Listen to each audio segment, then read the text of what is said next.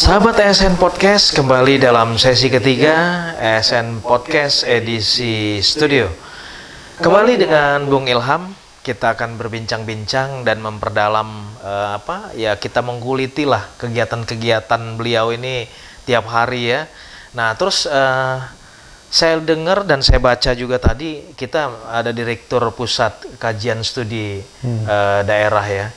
Ini apa saja yang sudah dikerjakan Pusat Studi Daerah UBL terhadap manfaat di baik Kota Bandar Lampung maupun Provinsi Lampung? Iya, jadi kita memang sejak tahun 2005 mendirikan Pusat Studi Kota dan Daerah, di Universitas Bandar Lampung ya.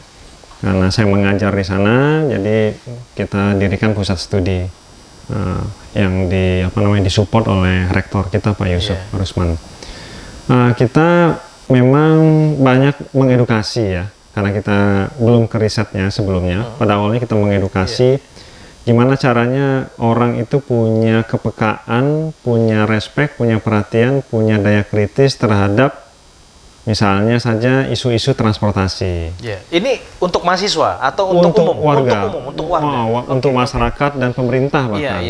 Maka kita selalu cerewet bicara tentang transport, tata ruang, selalu mengkritisi ya, tapi ini tujuannya kelihatannya baik gitu, kritisi sehingga tapi memberikan solusi. Memberikan solusi.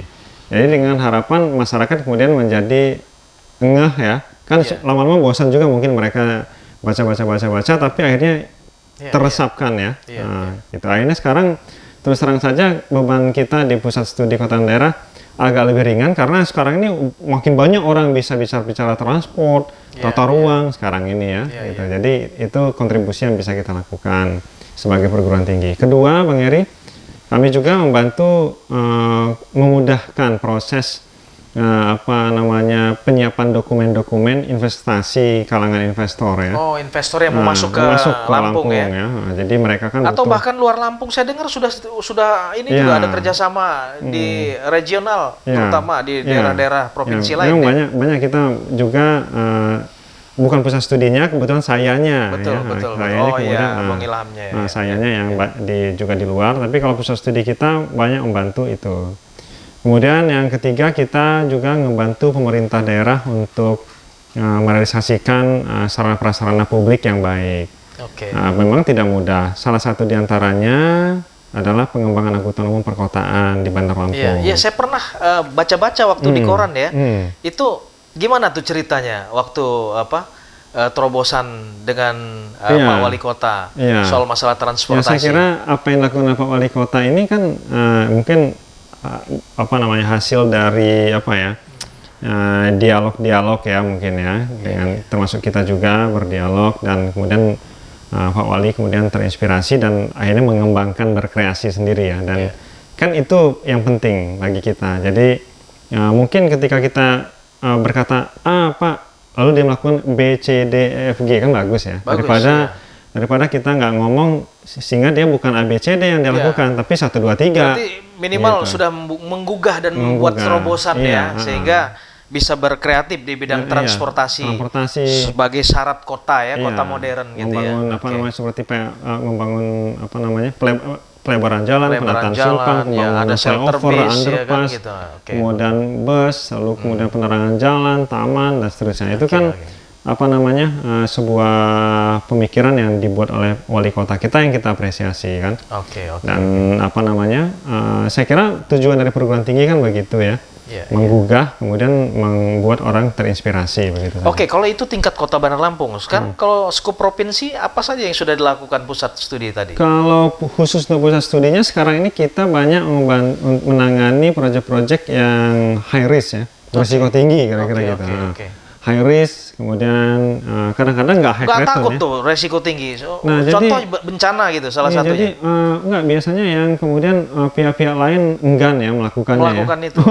Apa tuh kalau mungkin saya tidak sebutkan ya kegiatannya, tapi kami banyak menangani kegiatan-kegiatan yang sebenarnya penting, tapi orang kemudian nggak mau menanganinya ya, kemudian kita yang menanganinya gitu. Jadi kita banyak sebenarnya tidak banyak yang kita lakukan, tapi yang kita lakukan itu adalah yang berisiko tinggi gitu, kira-kira gitu ya. Yang nanti akan menimbulkan konflik, misalnya kemudian banyak persoalan muncul, dinamikanya tinggi, nah baru kemudian itu yang kita tangani. Jadi selama tidak ada program yang begitu, ya kita pasti nggak kerja, kira-kira gitu. Kalau penanganan perencanaan kota daerah, apa saja yang sudah? Apa kerjasama dengan Bapeda kabupaten kota? Kalau sekarang belum Bang Eri ya, karena memang begini ya, kami lebih banyak bersuara ya. Hasil riset kita banyak, lalu kita suarakan. Tapi memang harus kami akui, mungkin banyak teman-teman Pemda kan ya lebih memilih untuk bekerja sama dengan yang lain, mencari gitu, partner yang satu irama, satu irama gitu, karena kita kan mungkin punya approach yang berbeda ya, pendekatan yang berbeda yang mungkin bagi mereka tidak nyaman, tetapi yang bagi kami tidak apa-apa, tetapi yang penting gara-gara kita melakukan sesuatu, menyampaikan sesuatu, mereka mengkritisi, mereka menginspirasi, lalu mereka bekerja sama dengan yang lain, itu nggak masalah. Luar biasa yang penting mereka sudah bergerak gitu kan. Dan toh juga seperti yang kita sampaikan, sering kita sepakati, toh juga dengan begitu masing-masing tetap hidup juga.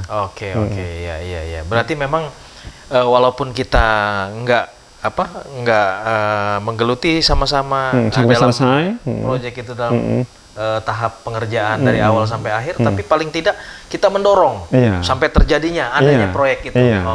Menginspirasi itu. Jadi prinsipnya itu karena kami sadar bahwa sesungguhnya kita banyak resource, banyak sumber daya yang bisa diberdayakan. Gitu. Jadi kalau misalnya itu semua diberdayakan akan bagus sekali.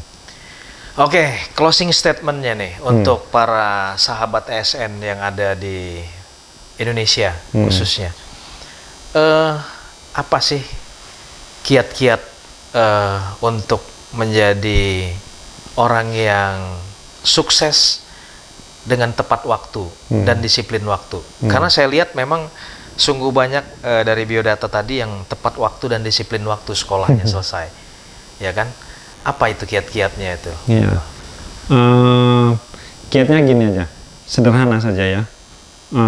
Sholat 5 waktu tepat waktu. Itu maka semuanya akan tepat waktu dan akan dibimbing oleh Allah Subhanahu Wa Taala, Tuhan Yang Maha Esa. Insya Allah.